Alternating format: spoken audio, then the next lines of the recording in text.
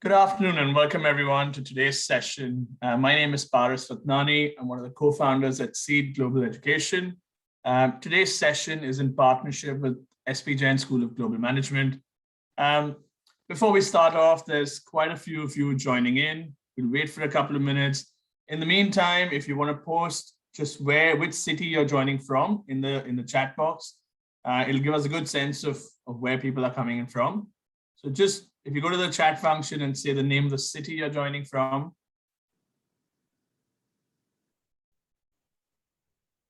There's quite a few people from Delhi, Jaipur, Noida, Chhattisgarh, wonderful, Aurangabad, Mumbai, excellent, Pune.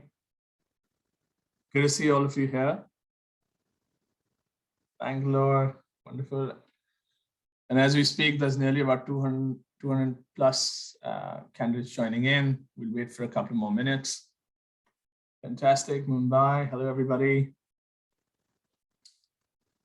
Delhi, quite a good contingent from Delhi today. Wonderful. Raipur, welcome, Parth. Vadodara, excellent. Okay. Brilliant. So as many of you keep joining in, wonderful to have you here today. Once again, my name is Paras Fatnani. I'm one of the co-founders at SPJAT Global Education. We're extremely pleased to host today our colleagues from SPJAT School of Global Management. Just a bit about the session before I go into the introductions. How today's session is all about you. It's to help you prepare better for your postgraduate journey, be it a specialized master's or an MBA program. And also we want you to learn something out of this session. So Professor Banerjee is an extremely well-renowned professor. He will take us through a couple of concepts as well.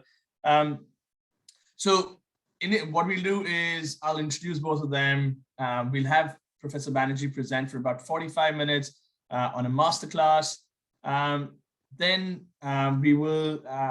we'll have a small presentation about SPJAT School of Global Management by Mr. Sudeep Roy.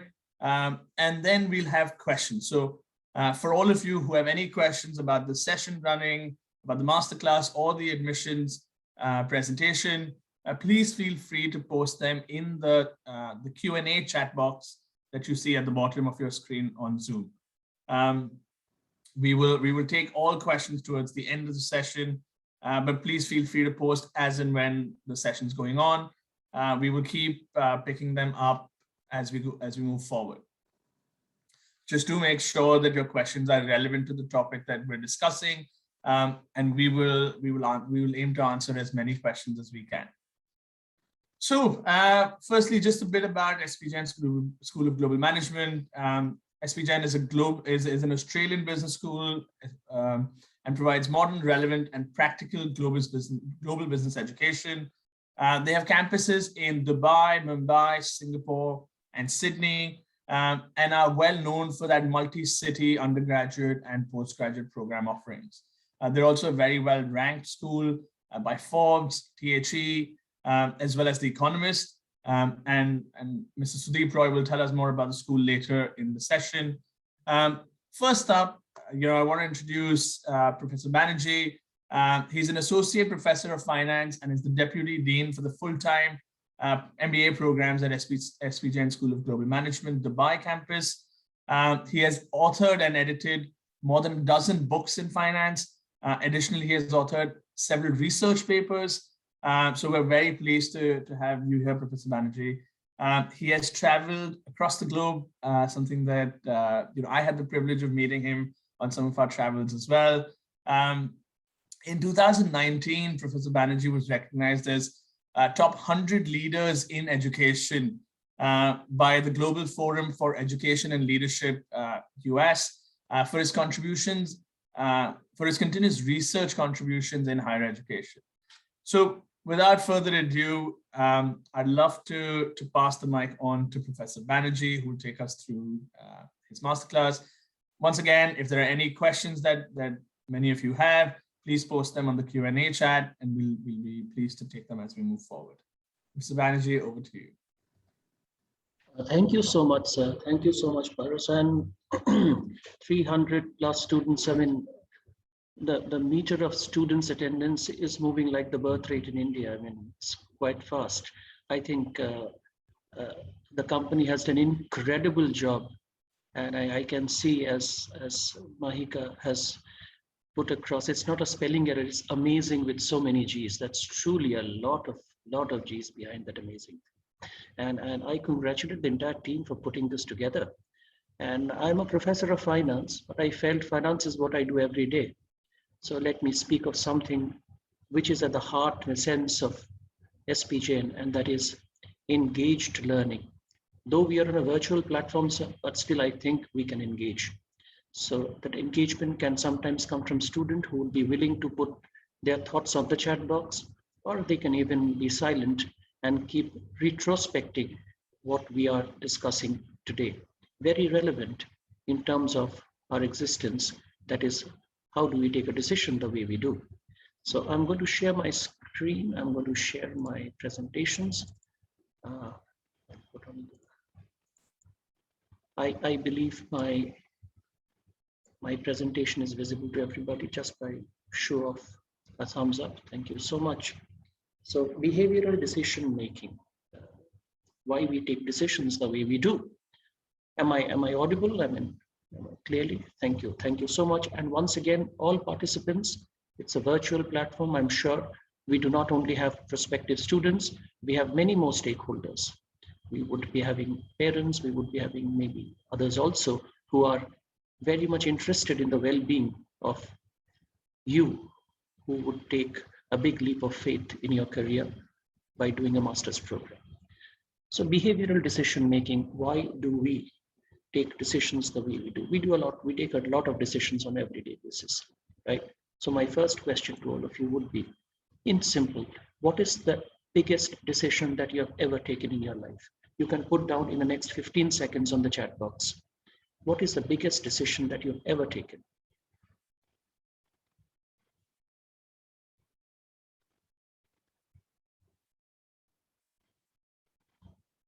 I expected it would take some time.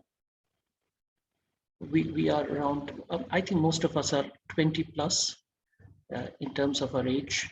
College selection takes responsibility for my, okay, college selection, okay, that's the biggest decisions, okay. Get my hometown, that's great. Now I cannot call out everyone's name because it's moving pretty fast, but let's get your options. Fantastic. Oh, Sharon, thank you so much, ma'am. I still remember you as a student. Now you have become very accomplished, but still you remain a student to me. More than that, you have turned out into a wonderful human being. Okay, great. So as I expected, I think the biggest decision in one's life, just give me a second, is to take a decision itself. Nothing can be bigger than that. We are always faced with multiple choices in our life. The question comes, how do we actually pin down what is good for us? In the hindsight, we are always very clever. But going forward, do we take the best decisions which really suits our purpose in life? This session is all about looking into that aspect of life. A fundamental question, as I said, engagement is the key. Your first question for the session. Fill in the next number, please. 2, 4, 6, 8, 5 seconds.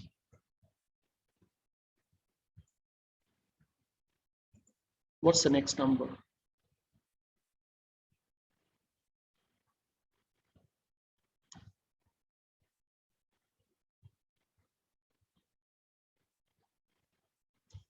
Lovely. That was not a tough question. That was not a tough question, but it's not about the question. It's about the answer that matters. Now, all of you, fantastic, fantastic. That's great. I think it can keep on going because Pranav says could be anything. Kadam says too, could be anything. Absolutely. But that's very interesting. It could be anything. Absolutely, it could be anything. That's true. But most of us has answered as 10. Why did we do it? Because we felt there is a pattern. There is a pattern. But then why do we need to follow that pattern to fill the next number? It could have been 2, 4, 6, 8, and again 2. It could have been 2, 4, 6, 8, and 8.5. It could have been any number, but still we wanted to follow the pattern. That's a first important element of decision making. We always want a pattern which suits us. Let's look at the next question. What's 3 raised to the power of 2? You must be thinking, my God, I didn't come for this, right? That's great. What's 3 raised to the power of 3?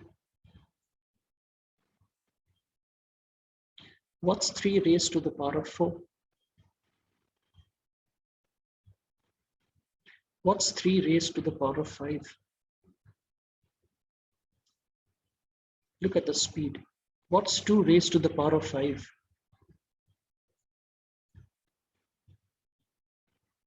Wonderful. The number of participants who is filling up 2 raised to the power of 5 is lesser than the ones which were answering 3 raised to the power of 5. It's not a difficult mathematical problem. But when we are speaking of taking a decision, here we were more intuitive in nature because we were following the pattern 3 to the power of 2, 3, 4, and 5. But then all of a sudden I changed the track and said 2 to the power of 5. And trust me, those who are wonderful and brilliant in mathematics and mental calculations, they nailed it down. This brings us to a very important element, and that is what our mind is all about. We have an intuitive mind, which is fast thinking. What does this mind do? This mind basically responds to a stimulus. This is very fast. This is very intuitive, and this is very emotional. It doesn't give us time to process the information. It quickly reacts to the situation. Yes, we do have that mind. There's nothing wrong in having that mind. Let's look into this question. Answer on your chat box. And please don't use Google. If a bat and a ball cost 1.10 together and the bat cost $1 more than the ball, how much does the ball cost? I will wait for the first answer to come in. 0.10. Lovely. Less. 1.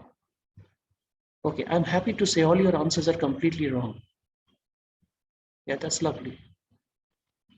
All your answers are completely wrong. And I expected that to be wrong because exactly, Maitri has got it right.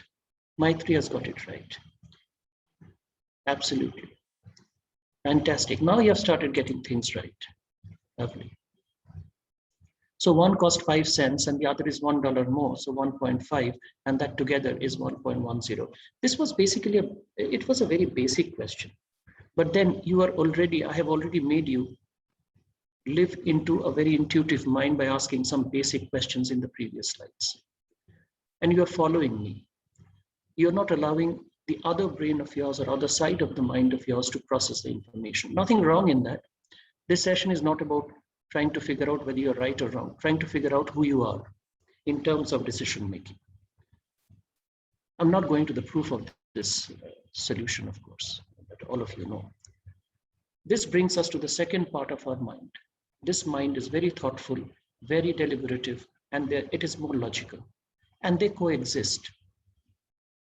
A wonderful book by Nobel laureate Daniel Kahneman, Thinking Fast and Thinking Slow, brings out this wonderful conflict of minds within ourselves, which is continuously fighting with each other, but still existing in symbiosis.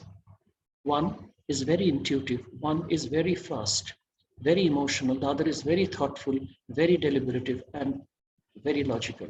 And trust me, when we are taking a decision, we knowingly or unknowingly processing both these minds together at the same time. There isn't any physical partition between these two minds. That is the problem. So let's talk about an example. How do you feel when you give a lollipop to a child? Picture speaks 1,000 words. You can put on your chat box. What kind of emotional reaction do you expect a child to give back to you when you are giving This kid, happy, joy, happy, lovely, lovely, lovely. Thank you, amazing, joy. That's brilliant, that's brilliant, fantastic. Now let's move to the next picture. How do you feel when an adult is given?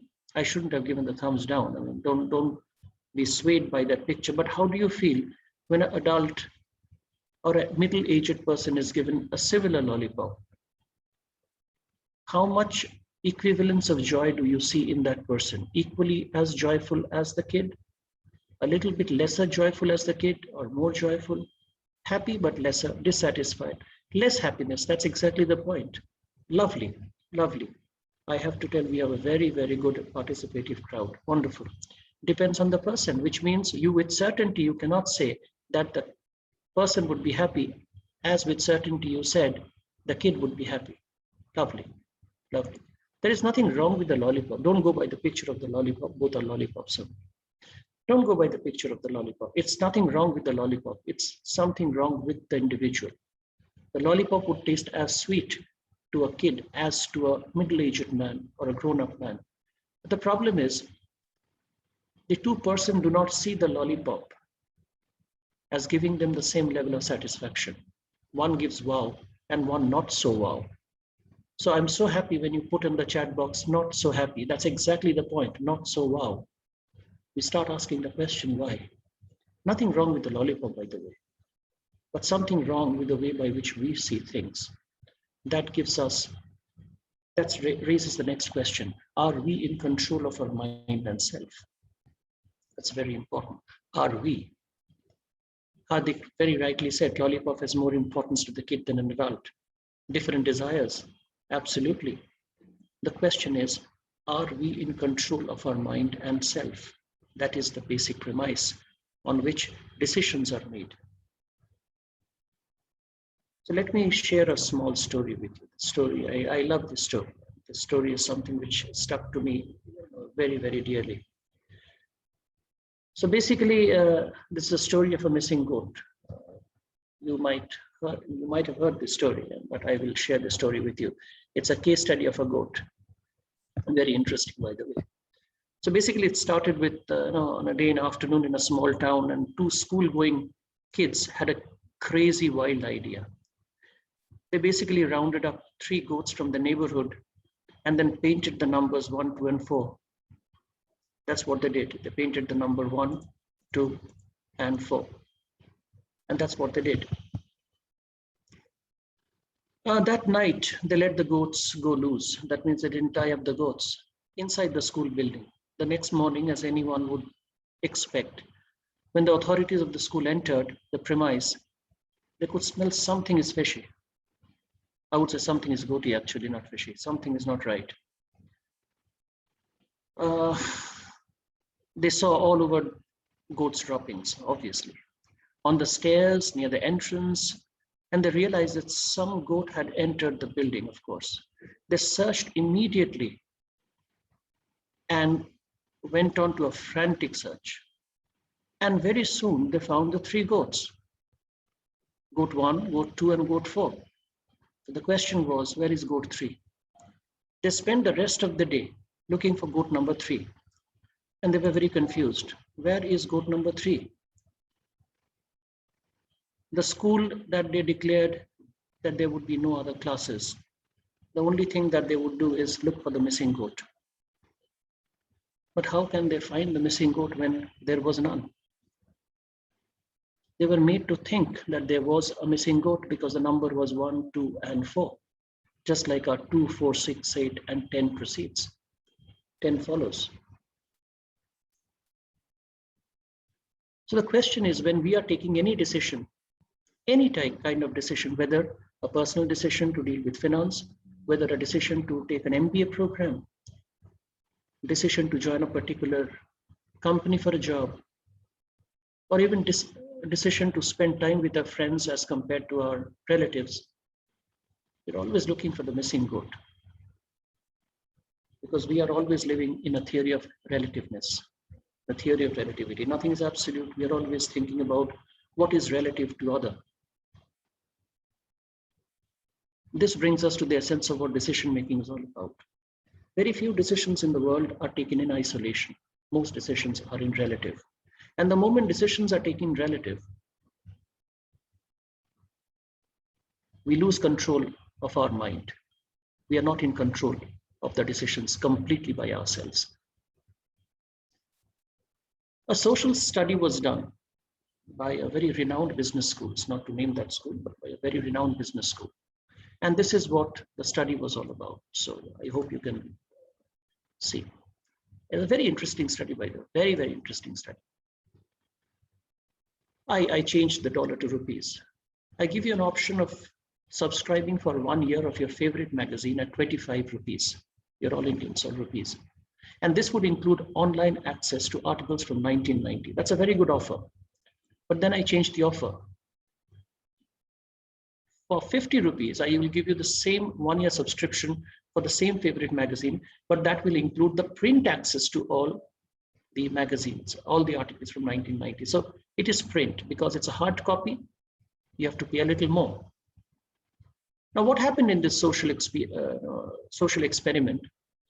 Nobody was willing to actually go for the print, because the print was costing you double, and at the same time, you did not want to have the hard copy because you can read everything online now. Then came something very interesting, and that was the third option. And what was the third option all about? The third option was all about a 50 rupee 1 year subscription for your favorite magazine, where it would include both the print and online. Lovely. You will not believe, all of a sudden, option 1 became irrelevant and option 3 became very relevant. Option 3 became extremely relevant. Why? Till the time 50 was not good, because 50 was being compared with option 1 of 25. But now with the same 50, you can buy both print, as you can subscribe to both print as well as online.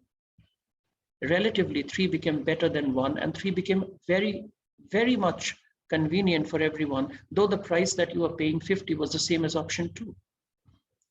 This was a true social experiment that was done, which clearly proved that in relative, we change our mind, which was thinking something different.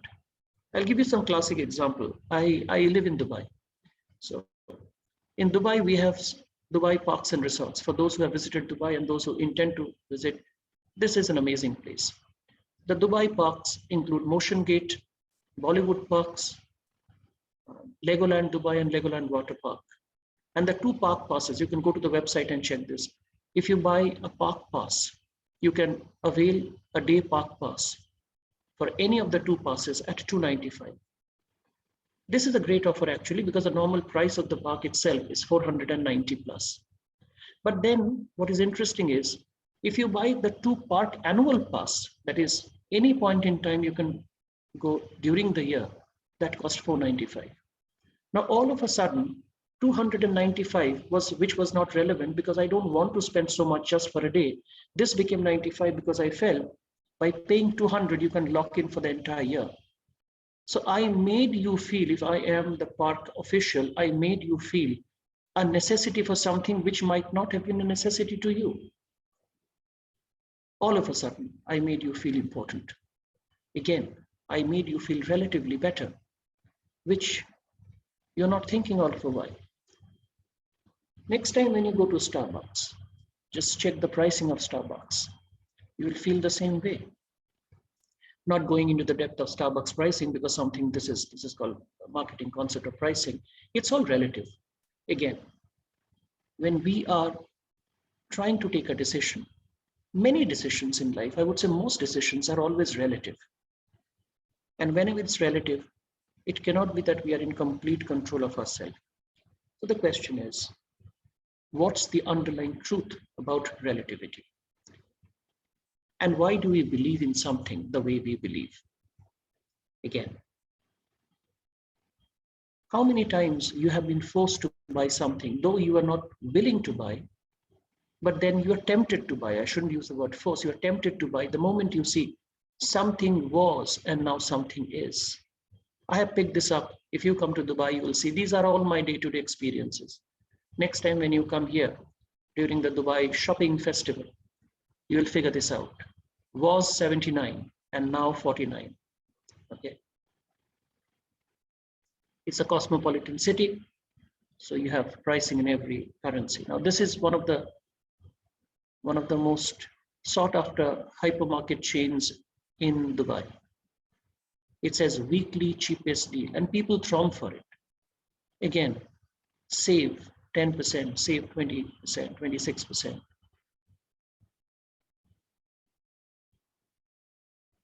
Why do we buy? Because we feel we are saving from the price. Why do you think they have put the earlier price before?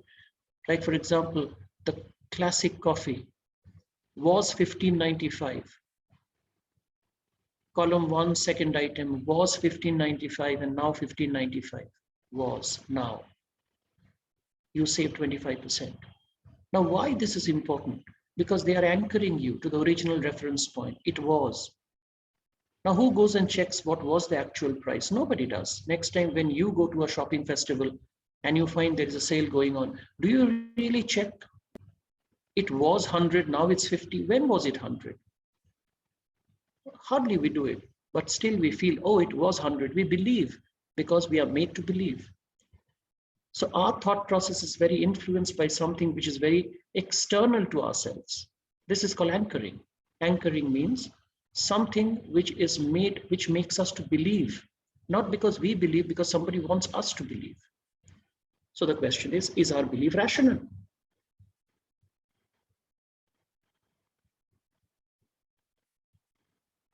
Again, a live example. Go to Amazon. A lot of people go to Amazon and shopping. I'll give you my example with Amazon. You have a product which cost you $5 and the shipping is free. Well, that's lovely. Then you have a product which is $2.5 each, shipping and the product. And then we have a product which is free, but the shipping is $5. Trust me, it does exist. I will show you. All of them, the company is actually getting $5. But then you would prefer, mostly people prefer the last. You may be very different because you feel, oh, the product is free. But ultimately you are paying something for it, which is not very different from either of the other two options. Why? Let's understand. Engagement for you. This is something which is from our local Zomato.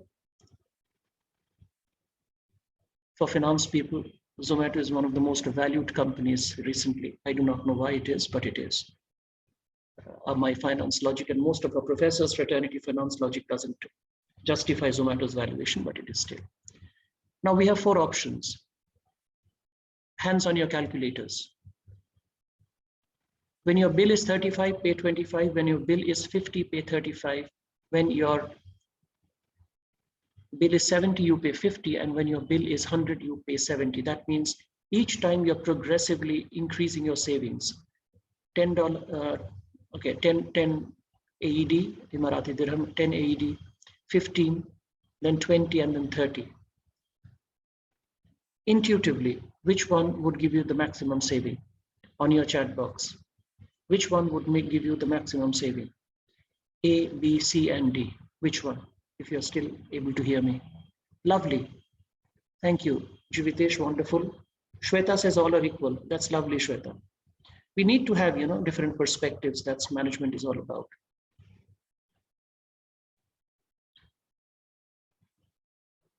I got only 2 responses, by the way. I got 2 responses. Only 2 responses. So which among the 4? Okay. Medha says A. Okay. Okay, now I'm getting a lot. Okay, D. That's lovely. That's lovely. I hope next time when you are buying on these platforms, you do show your rationality. Now, if companies have a customer like me, they will be in deep problem. Everything is very much scrutinized. B and D. Lovely. B and D. That's lovely. Okay, that's lovely. Now, what exactly happens? Let me show you. A and B are giving you exactly the same discount, which is 28.57%, even if you're paying higher. That means even if your your bill is 70 as compared to 35, you're getting the same discount as compared to when your bill is 35 as compared to 70. Ideally, it should have been more. Progressively, it should have been more. So savings 30 on 100 is not very different as saving 15 on 35. It's not very different.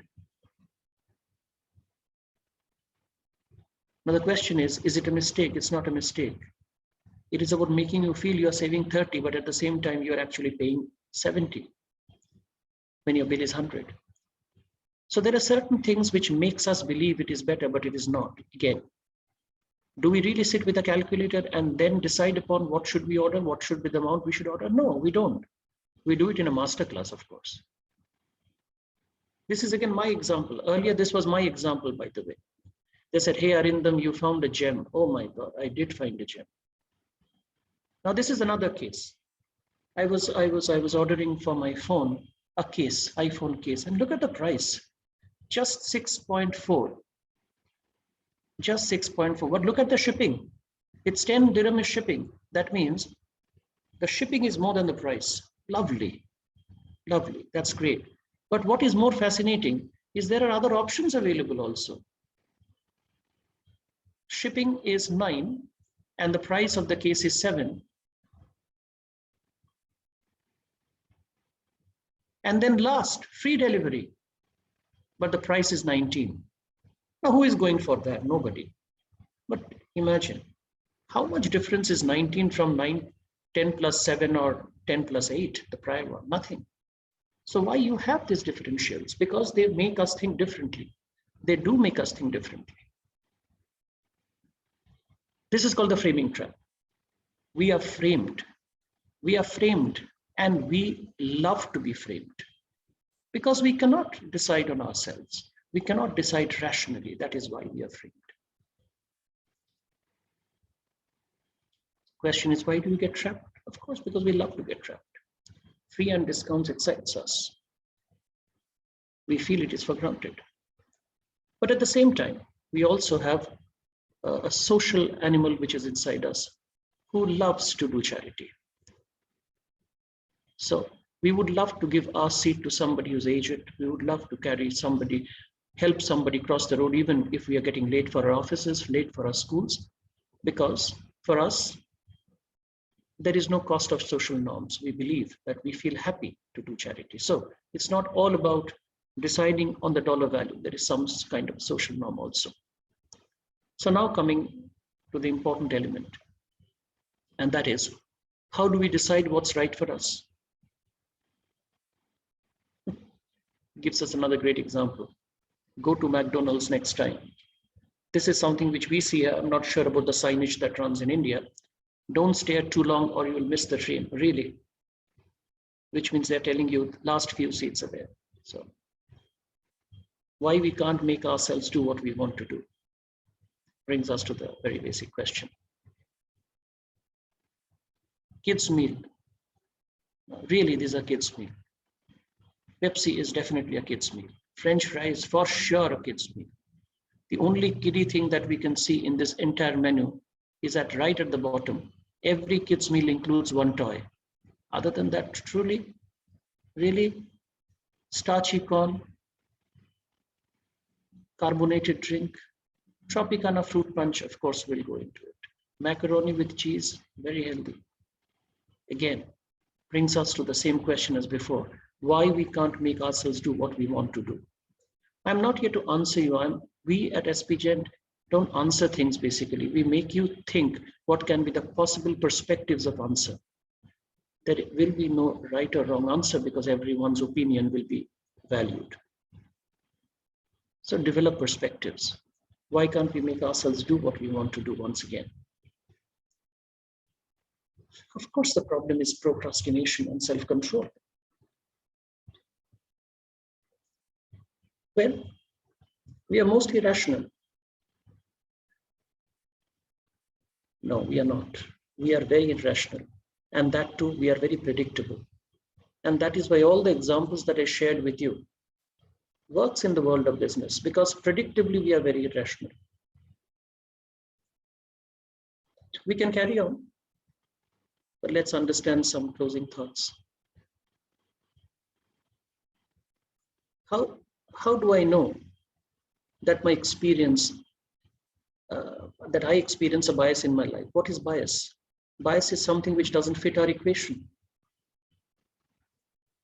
How many of us, I mean, basic question, how many of us, I mean, this is to the parents, sorry, don't be offended, sir. How many of you do use a mobile phone while you are driving, knowing that it is not good for you?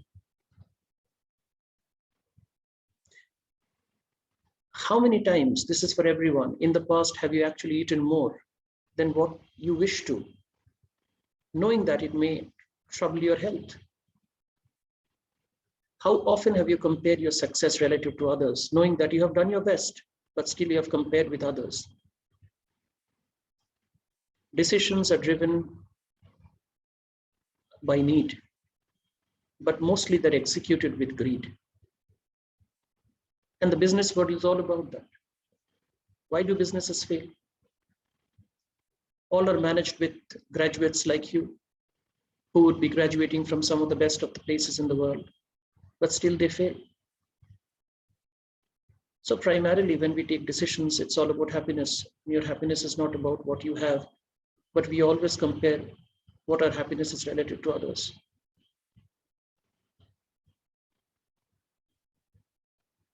So what's best for you to do now? So this is the question typically in one of the forums was asked to Bolt. Usain Bolt has won 9 gold medals in the last 3 Olympics, and he has run less than 2 minutes on the track. 2 minutes, imagine, because he runs 100 meters, which is around 10 below 10, a little above 10. So he would not have run more than 2 minutes in his entire life for the 100 meters. And he made 119 million. That's more than $1 million for each second he ran.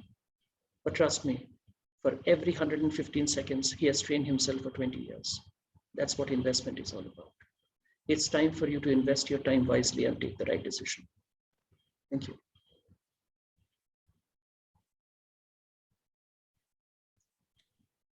Thank you, Professor Banerjee. That was very insightful.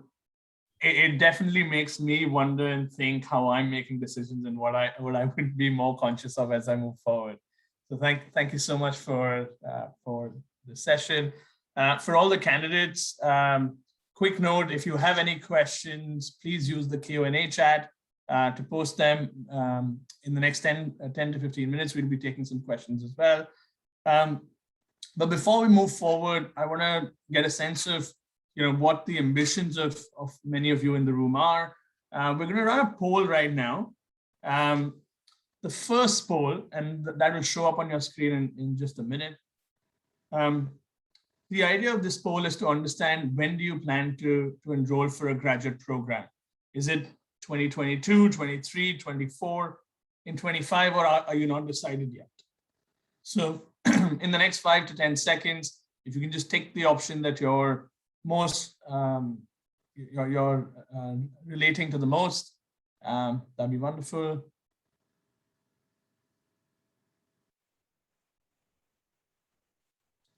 Okay, we'll wait for 5 more seconds.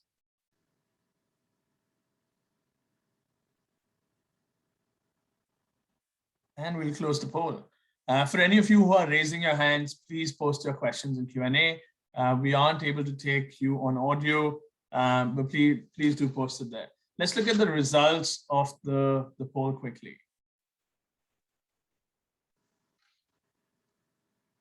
So about 30% are looking at 2022, about nearly 40% are looking at 23, 10% at 24, and just under 20% of you are undecided.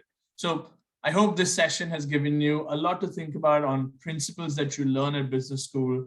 We're going to do one more quick poll on a similar understanding to your interest. We're keen to understand what is the most important factor that you keep in mind when you look at your graduate program. So is it location? Is it faculty and curriculum? Is it scholarship? Is it the ranking of the institution? Or is it the career opportunities that going to business school will provide you? So again, quick 10 seconds, if you can choose the option that you feel most relevant.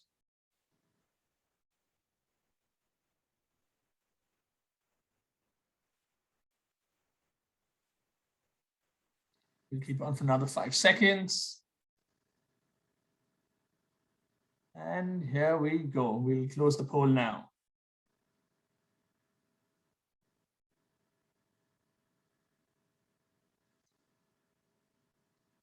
Over 50% of you are looking at career opportunities, which is quite an exciting area. 25% of you look at faculty and curriculum as an important factor. 3% look at location, which is it's quite interesting to note, given what we've seen in other sessions in the past. And just under 10% of you consider ranking to be that most important factor. So wonderful. I mean, on that backdrop, I'd love to introduce Mr. Sudeep Roy. He's the Associate Head of Student Recruitment at SPJAT School of Global Management. He's an experienced higher education professional with over 15 years of experience at top tier organizations, and I've had the pleasure of knowing him for the last 7 to 8 years. Sudeep, over to you. Tell us a bit more about SPJAT and how that helps candidates in their career outcomes. Thanks. Thank you, Paras. Thank you for this lovely introduction. Thanks to the entire SEED Global team for giving us an opportunity to speak in this wonderful platform. Right, it really means a lot. So, Paras, allow me to share my screen. Okay, I'll just run a PPT, short PPT, guys. I'll just run a short PPT of 5-10 minutes. Okay, so we'll talk about the program of SPJAT, a bit of SPJAT. Okay, how we are different from others and our unique selling propositions. So this will help you to make an idea about the program and the college. Okay, so I'll just share my screen.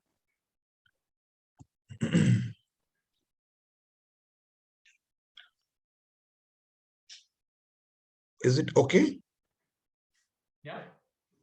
Fantastic.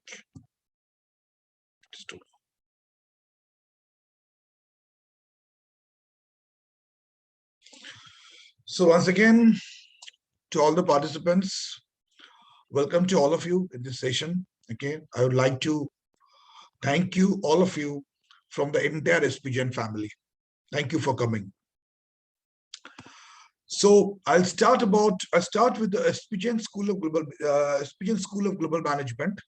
Right, the first thing that you should know is that it's an Australian business school with an Indian origin. So when I say it's an Australian business school, I try to tell you that we are a TEXA approved business school. So once I say it's a TEXA approved business school, it means that we are approved by the highest education body of Australia. TEXA is the highest body in Australia which accredits or acknowledges the programs. Okay, so we are a TEXA approved school. On that note, you should also know that if we are a TEXA approved school, it means that this program, this college, this program you are doing is valid all across the world. And on that note, when I say we have an Indian origin, like we have a we have a counterpart, like SPJAT in India, it's in Mumbai, right? So SPJAT in Mumbai and SPJAT School of Global Management, we share the same parentage. So that's a bit about SPJAT School of Global Management. Now, I'm sure you guys pay a lot of importance when it comes to ranking, because I know as a student you give a lot of importance, because how the school you are choosing is ranked by the top agencies. So here you can see that we have been ranked by Forbes with the number 12 school in the world according to Forbes ranking, FT ranking, top 100 schools, Economist, top 20, and Times Higher Education, number 4. We also had a rank of Poets and Quants that we were the number 1 school in UAE. So guys, this is something which you can see, but what I would like to highlight, or what I would like to tell you, is that it is not only about the ranking, it's also about the fact that we probably in the Forbes, we are the youngest school in the entire Forbes list to feature in that ranking bracket in a way. So you understand, we started in the year 2004 and we got into top 20 school by Forbes in the year 2012, 2013. So what it tells is we are the youngest school to reach those heights. So if you take a deep dive, you will understand this thing, that not only the rank, but the time we actually took to reach the height tells the entire scenario about our placements, about our career opportunities, about the faculties, right? About the projects, internships. Once we have all this put together, right, then only we can feature ourselves in that ranking list in such a short span of time. So that's how you're unique. We are actually, basically. And obviously, I'm sure you know, we are the pioneers of the world's first Tri-City program. We started this vision that a student will study in 3 different countries. I'll talk about this later on, but just for your information, we are the first one to start a scenario where a student will have to study in 3 different countries, like Dubai, Sydney, and Singapore. You can see the campuses, right? This is the Dubai one. It started in the year 2004. Then you can see Singapore, 2006, 2012. We brought in the Sydney campus. We got the approval from Texas. And finally, 2015, our own Mumbai campus. Important, our own Mumbai campus. So you can see the campuses. These are all SPJAT campuses. So here we offer 2 programs straight away. One program is Masters of Global Business, and the other one is Global MBA. I'm sure most of you over here, people who does not have a work experience, or in other words, who are fresh graduates, right? They all fall into the bracket of Masters of Global Business. Now, Masters of Global Business needs no experience from no experience, someone who has got less than 36 months of experience after graduation are eligible to join for the Master of Global Business. It's a 16-month full-time program where 12 months is academics and it includes 4 months of internship. I repeat, it's a 16 months program where 12 months is academics and 4 months is internship. Internship by the college. It's not like the student will have to find the internships on their own. It's by the college. 4 specialist offerings. I'll show that in the next slide. For Global MBA, it is a 3 years plus of work experience. That means you have to have 3 years of work experience after completion of your graduation. 12 months full-time program, no internship. After 12 months of academics, you will directly get into the placement process. Okay, and 5 specialist offerings that I'll discuss in the next slide. So these are 2 programs. Yes, as you can see, for Master of Global Business, we have 4 specializations. You can choose any one of them. Global Logistics and Supply Chain Management, Global Marketing Management, Global Finance, and Digital Business Management. And for Global Business, Global MBA is global, again, same, GLSCM. We call it GLSCM, Marketing Management, Global Finance, Technology Management, and Consulting Management. Now, this technology management and consulting management typically falls for Global MBA because you can understand technology management is people who have worked with, say, companies like TCS, CTS, IBM for 7-8 years of time, right? Now they want to have a career change, or probably they're seeking for a jump from a mid-level to a higher level. So that's a technology management for them, right? And similarly, consulting management. Suppose someone has worked with an industry for 12-15 years, right? And now they want to looking for a consulting role. So it's a very niche program, consulting management. So these are the 5 this thing called specializations offered by SPJAT for Global MBA.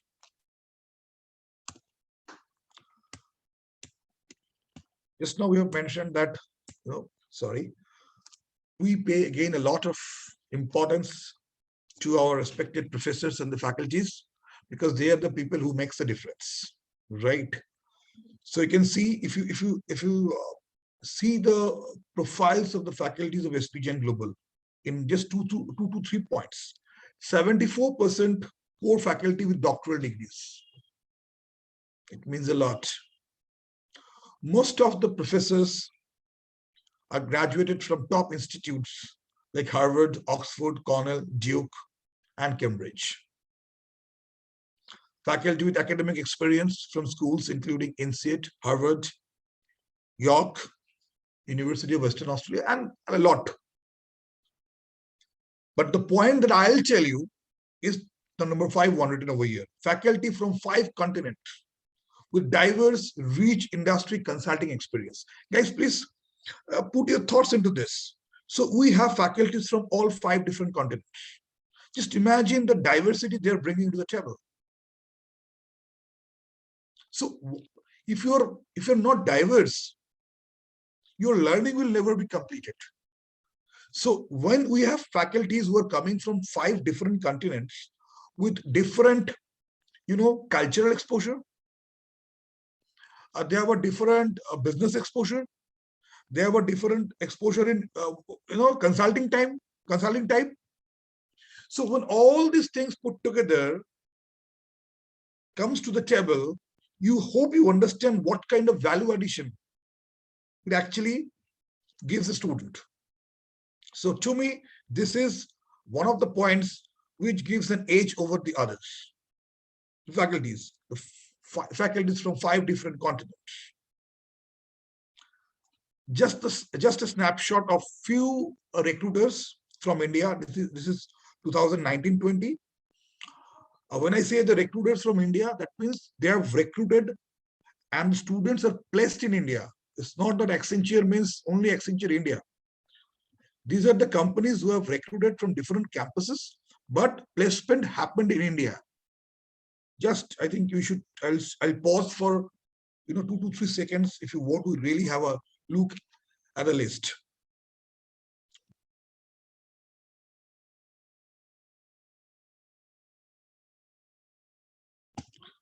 This is Southeast Asia. Again, when I say Southeast Asia, it means students who have been placed in Southeast Asia by these companies. Again, I'll take a pause for 2 to 3 seconds.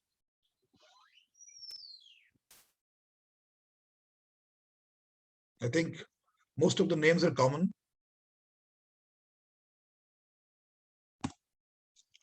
This is Middle East Asia. Dubai and Qatar and obviously Africa as well. The name of the companies.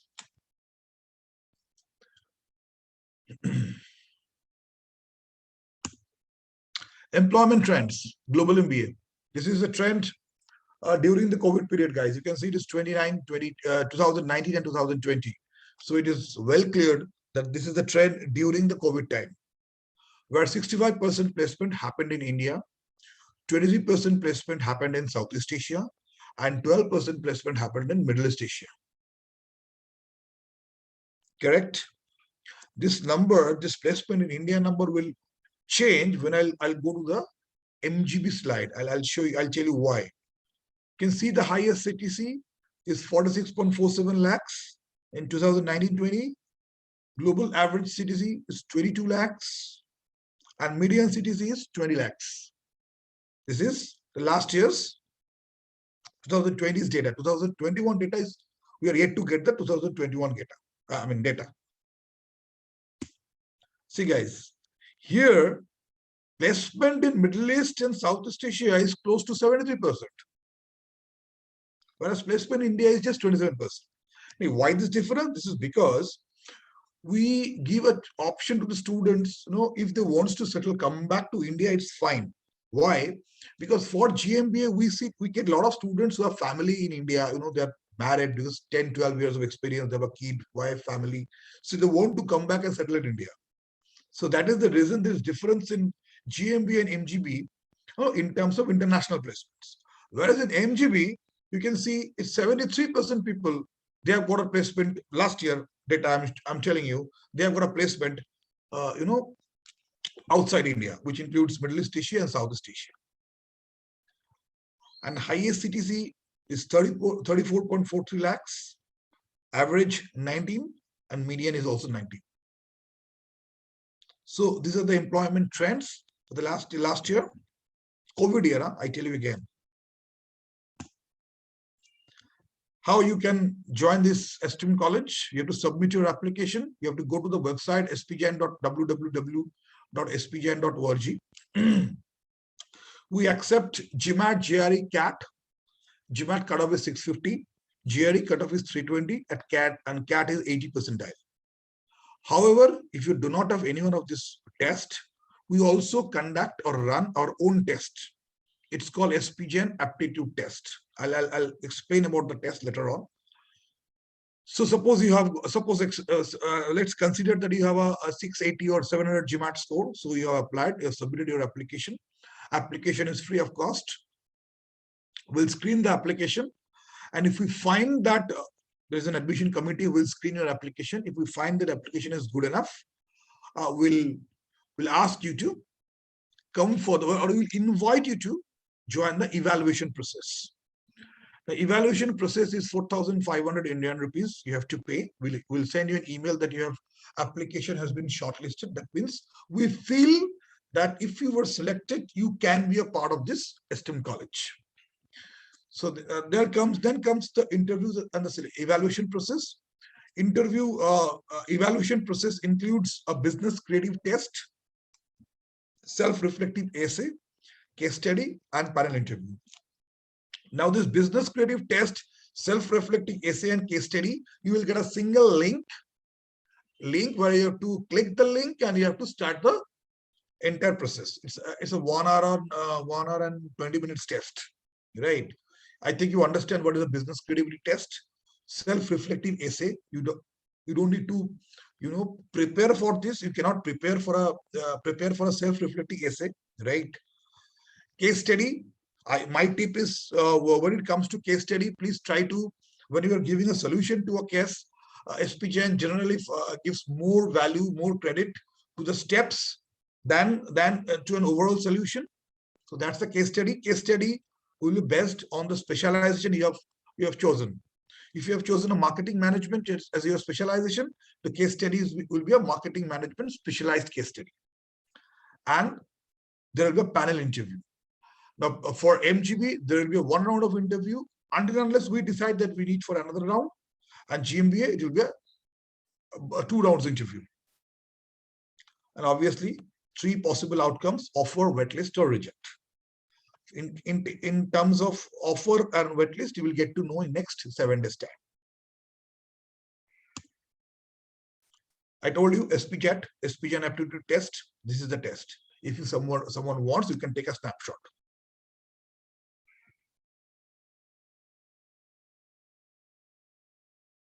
No negative marks, please.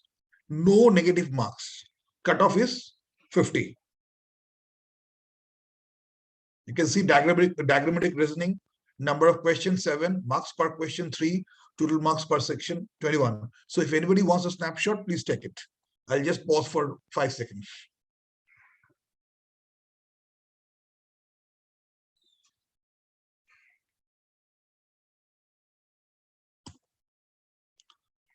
As I told you, evaluation part, case study 45 minutes, essays 50 minutes, business creative test is 20 minutes. So overall, it's a 80 minutes test. 80 minutes test.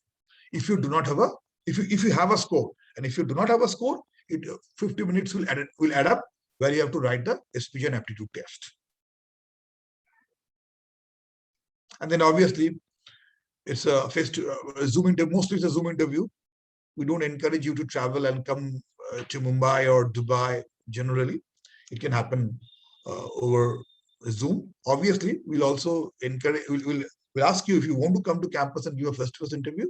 That also can be arranged, or that we will decide on that.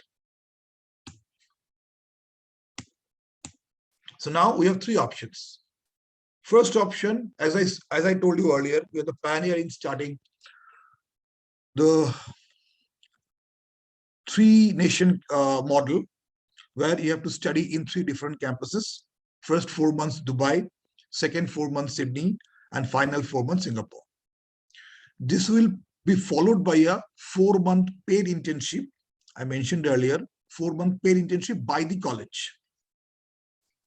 Okay, that is 12 months academics and 4 months internship, which gives you a 16 months overall program duration. Now, once the internship gets over, you can sit in the placement process. And I'll give you an USP also on that, the next 1 or 2 slides after this. Option 2, you can do the entire program in Dubai. You can do all three terms in Dubai. Now, just to sound you up on this, for option one, if you are looking for option one, the overall expense, I'll not go in details because you have a time constraint.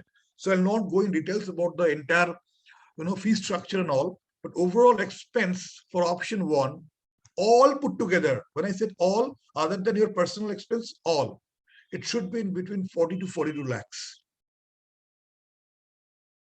Other than your personal expenses. And in second case, it should be in between 30 to 31 lakhs. All put together. Why I say 30 to 31 lakhs? Because dollar price fluctuates. So that is the reason why this window has been taken. So these are the two options you have. One is 40 to 42 lakhs, and one also you can consider around 30 lakhs. Two options. Our USP,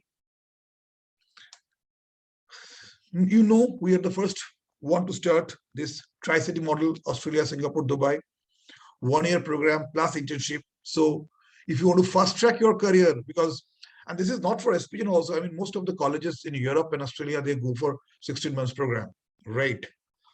Level 9 degree awarding program. So as I told you, we are a TEXA approved school. So TEXA approved school, when you have got a TEXA approval, that means this program is valid all across the world. And it's a level 9 degree awarding program, highest in Australia. Placement process. I'm sure, guys, you know that most of the schools across the world, they don't have a hardcore placement process. They might take you for a tour, float your resume among the alumni, right? But hardcore placement process, they are not involved into. We are, because I told you at the beginning, we are an Indian school by heart, right? And the important thing is more than 80% of students convert their internships into global careers. That's a huge advantage for MGB student, guys. You can imagine, right? 80% of the students, they convert their internships into full-time placements. So they don't need to go for the placement process. So it's a, how would I say, this is a double-shielded thing kind of thing, because if you do not crack, if you do not convert, if you cannot convert your internship into a placement, then you start your placement process where you will be given a lot of opportunities, right? But so it's a double vaccination, I would say. In other words, you first get a chance to convert your internship into a placement, which is 80%. And if not, guys, you have again a normal placement process. So I think with this, I end this presentation, and over to Paras. If anybody has any question, I'm here. I can, Professor is here. So we'll be happy to take these questions. Thank you, Sudeep, and thank you for sharing all the information about the program. Very exciting opportunities for potential students looking in. We've got a couple of questions. We'll start there. But for everyone in the audience, I request you, please keep posting your questions into the Q&A. We'll try and cover as many as possible. Once again, thank you, Professor Banerjee, and thank you, Sudeep, for taking us through the presentations. First question, Professor Banerjee, is for you. There's a gentleman asking how to take a decision correctly when your mind says something, but is majorly influenced by heart. Mind wants to take the risk, but heart says no. Is there any thoughts you would like to share? Yeah. I mean, I always do these experiments in the class. So let me do it once again, though it's an anonymous attendee. But let me tell you, let's for once assume that I'm inside the class and my anonymous attendee is one of my students. So I come to the class and ask the class, so right now, today, we have an assessment of 10 marks. Students are not prepared. And the obvious reactions are, oh my God, not again.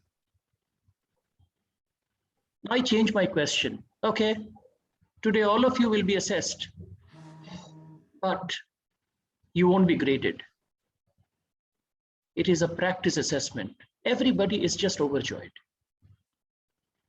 What difference did it make in my question? One, I added an element of compensation. and the other, I removed the element of compensation, that immediately changed the risk-taking behavior of the student. In both cases, they were being assessed. In one, I said, I'm not going to evaluate out of marks. And the other, I said, I'm going to evaluate. Now coming to the question from our anonymous attendee. Any decision cannot come without a risk. Every decision comes with a risk. The question is, how much are you ready to tolerate that risk? It is not about mind and heart. It is about your tolerance. Everybody wants to be a millionaire. Some take a shortcut and some take a long cut. So it's all about what is the process, what is the method you are taking to reach your desired goal. So your heart and mind are no different things. They are part of your same body. And in a very important life-changing decision like doing a master's program with 63% student looking for career opportunities, it is not about mind and a heart. It is very, very clear. It is about making my career of tomorrow. So when I am going for a decision, I am simply going to go by facts and not by emotions. My emotion can be, my would-be girlfriend would be in the same college, but that is not going to be suitable for me if the specialization is not of my choice. I'm using some common examples, sir, which we normally find. Remember, the next 2 to 3 years of your life is going to determine the next 15 to 20 years of your life. Now you decide whether you want to mess up with the 2 years or you want to mess up with your 20 years. Now your heart and mind will be in alignment, trust me. So over to you, sir. Great, thank you so much for that, Professor Banerjee. That was extremely useful in terms of the use case. The next question, I'm going to go to you, Sudeep, for this one. There's Dr. Abhinav who is asking about the consulting management module. If there's any thoughts you can share a bit more about that. So I think for consulting management, Professor Banerjee, for the modules and all, I think Professor can give more insights, right? So because he knows what is the consulting management, because he is one who teaches also, right? Okay. So he's a part of that pool. So Professor Banerjee, can you take over this consulting management thing? I'll just get the question once again, sir. My mind was not fully focused on the question. Can I see the question again? Sure. So the question was from Dr. Abhinav, who's saying, who wants to learn a bit more about the consulting management specialization, and who is wanting to elaborate a bit more on that. So the program of consulting management, as the name suggests, prepares the student more on a holistic perspective rather than focusing on one particular stream. Like finance will have a more specific inclination towards subjects which are core to finance. But you'd be surprised, not surprised, that every consulting management student have to take a cross-functional subject, and valuation is one subject which they take. I know it because I teach that subject for masters, corporate valuation and business valuation. So you might think, oh, this is so hardcore finance, but that's what you have to learn because you are in consulting. Okay, so consulting management is a bit more on laying hands on cross-specialization with multidisciplinary focus rather than super specializing in global logistics and supply chain, marketing, finance, as compared to that. Okay, that's hopefully useful for Dr. Abhinav. The next question, and this is from Yatin. He says about the Amazon example that you gave, Professor Banerjee. Once a regular user understands the practices and prices, having different prices and shipping, does it hamper the decision making of a regular user? Would the user be probably confused? What's your thought on that? We are confused. We are confused. When I was small, I used to buy one soap per Liril. I used to buy one toothpaste. Now I'm confused whether I'm buying a toothpaste or I'm buying grocery with salt and pepper. I do not know. So confusion is what these companies want us to actually be into so that they can thrive amongst the chaos. The question is how many of our are actually informed users I think the question that we should be asking is more about, not about being hampered. We are never hampered. We are influenced. Everybody will try to. We are also trying to influence you at this point, aren't we? We are also influencing you. The question is that influence should be validated by facts. So when similar 5 other institutions will influence you, you simply go with the facts, because facts cannot be lied until they are made to, until they're meant to lie. So I think it is the facts of the case that will matter more than anything else. And yes, comparison will be there. So it will influence us rather than hampering. But you, as an informed decision maker, take your time, because a simple line goes, you can never, it's no point of what do you call it, crying over spilt milk. You have to ensure that the milk doesn't spilt. Sir, I will take a minute of yours if you allow me. Yesterday I was watching a movie. I'm a movie buff. Yesterday, and I watch movies alone.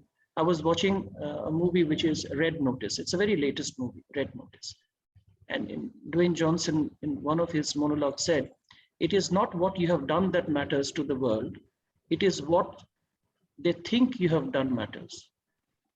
That's exactly the question is all about. It is not what you need matters. What they think is important to you matters. Wonderful, wonderful. No, that's a great analogy to use as well in the sort of decision making. There's one more question, and this is from Ananya. And Sudeep, I'll pass this to you. And she's fundamentally comparing, looking at the SPJAT program and looking at other programs in the UK or US. Her question is, other than international exposure and experience, what are the key benefits that a global master's offers versus studying in a particular country, be it the UK or the US? How is it fundamentally better? Okay, thanks, Paras. Yeah, I can read his question. So first thing that I was checking was, I didn't get actually, what are the benefits of global masters over normal masters? I mean, really, I am not very sure what is the normal master. Like I said, it fundamentally means if it's a single country master. Correct. I got your point. I got you. Okay.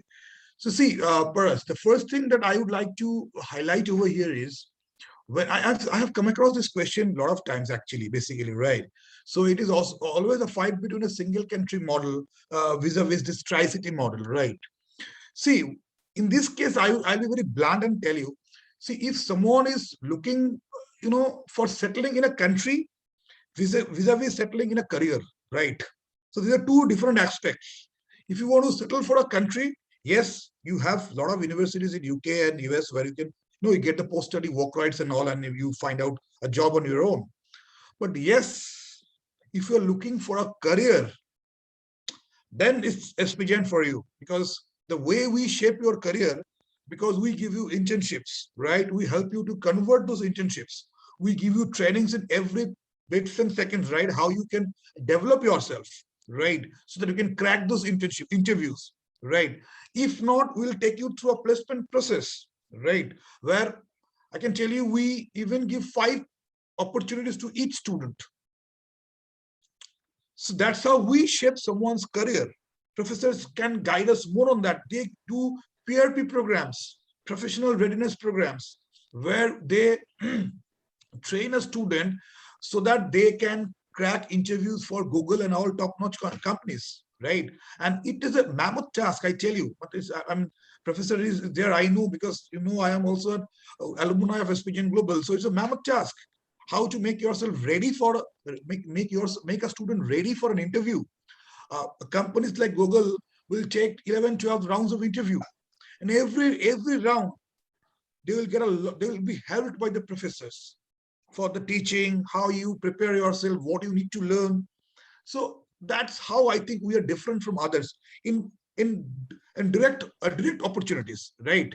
Because we will help you to have a career.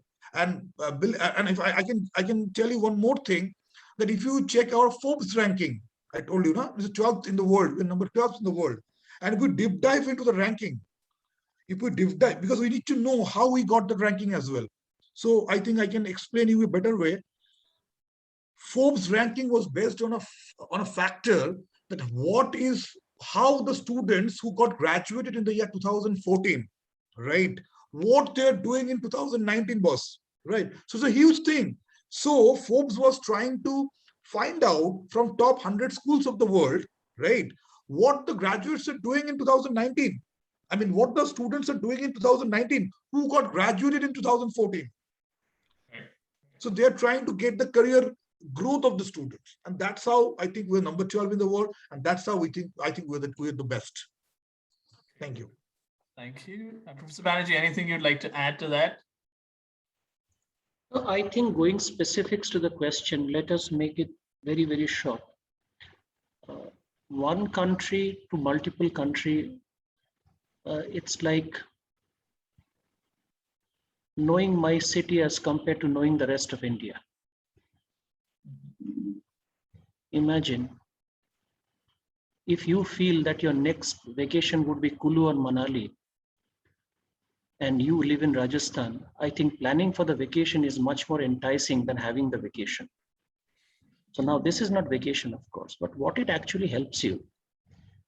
Tomorrow, you never know which part of the globe you're going to settle with global jobs opportunities coming in across. Will you be better positioned if you had a little exposure of 4 to 5 months during your study time as compared to being left all of a sudden in an unprepared situation? So one of the things that a multi-campus program does is to acclimatize you with more of that cultural mindset, broadening your mindset. That's number one. And second, opportunities. So our Sudeep has actually mentioned about that. Our career placement team or corporate relations team are not just based out of one city. We have a full-time corporate relations team in India, Singapore, Dubai, and also in Australia. But let me be very honest, Australia with current situations going on, we do not see much of traction in placements coming for PG students. I'll be very honest with that. And I think the data is already there on our website. So a single campus in terms of, and compared to a multi-campus, in terms of global exposure, it's more about opportunities and broadening the span of your cultural mindset. So that's in a nutshell, I would put it. Well, thank you both for answering several questions. There's one more question. I'm going to take this as the last one. There's one more question coming from Mr. Sheikh Aslam. He says, how can we start fresh business in stock? And normally how can you handle that? I'm not really sure how that question. Okay, I'm going to try and evolve that question a bit.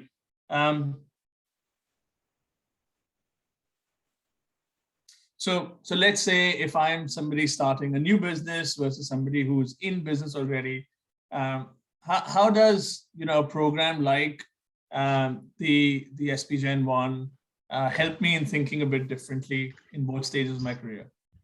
Okay, so is it trying to infuse an entrepreneurial mindset as compared? Okay, let me be very honest. SP Gen is one institution which do not place a significant focus on entrepreneurial mindset because our focus in getting you global jobs. Okay. So our motto is very clear, crafting global business leaders. So our alumni is spread significantly across the globe. Our global MBA, Masters of Global Business and EMBA students are in more than 400 to 500 global companies across. Okay. Do we have entrepreneurs? Yes, we do have. But these entrepreneurs are not fresh as a graduate. So like you have mentioned, 60% of you want a global careers. Most of our students fall into that category historically. So we have courses, we have part of the program which fosters entrepreneurial mindset, but I won't say that becomes a theme or an essence of our program. So R is more about creating graduates who are more employable for the 21st generation requirements. So that is my take. Wonderful. Wonderful. Great. With that, I think what we will do is, firstly, thank you both again for taking time and sharing your views, and for the lovely masterclass, Professor Banerjee as well, and Sudeep for the fantastic presentation about the school. For all the candidates, again, we hope you found this session useful. This hopefully becomes a gateway for you to look at your postgraduate degree and learning more about that. Feel free to reach out to Mr. Sudeep Roy if you have any questions about the program. We will share in a post session email more information about the school, and they will be in touch further as well. Once again, thank you, everybody, and hope you had a good time with us today. Thank you, Paras. Thank you.